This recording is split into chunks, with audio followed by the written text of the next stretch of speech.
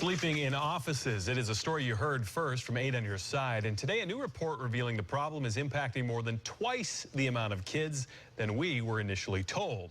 Now, these are children taken out of their homes due to abuse and neglect, only to be taken to sleep in offices when foster homes aren't available.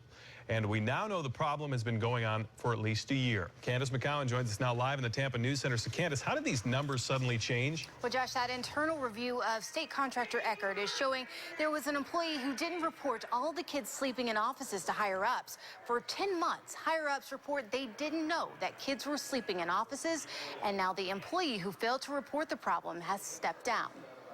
When 8 on Your Side went to find out how many Hillsborough County children had to sleep in office buildings like this one, we were told and there were a total of 17. Today, a new report showing the actual number was more than twice that, a total of 38 kids over the past 3 months. It's a problem that we were initially told was only short term. Total, there was about a period of 2.5 weeks where the removals were so significant that we were not able to immediately accommodate the kids at the time that they entered the system. But this report from an internal review showing kids have been sleeping in offices since July of 2015, showing over the past year, 43 kids slept in offices.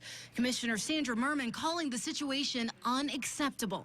No matter how high the number is, I don't care if it's 43, 38, 17, or 1.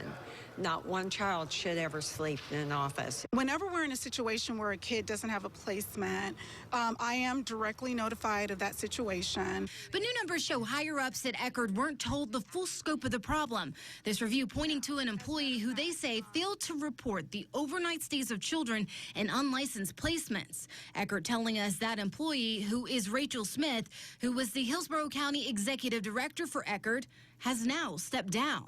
If the care agencies in the local counties and the local communities cannot adhere to these policies, then we've got to turn those contracts over to people that will.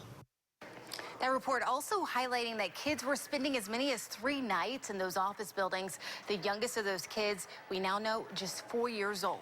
Josh? Wow. So the obvious question now, are kids still sleeping in these office buildings? We've been told in Hillsborough County the answer is no, that's no longer happening. The county has provided some extra beds at one of their facilities for when there are not placements for those children to go, so they don't have to sleep in office buildings. Yeah, hard to believe that went unnoticed for at least a year there. Candace McCowan live for us. Thanks so much.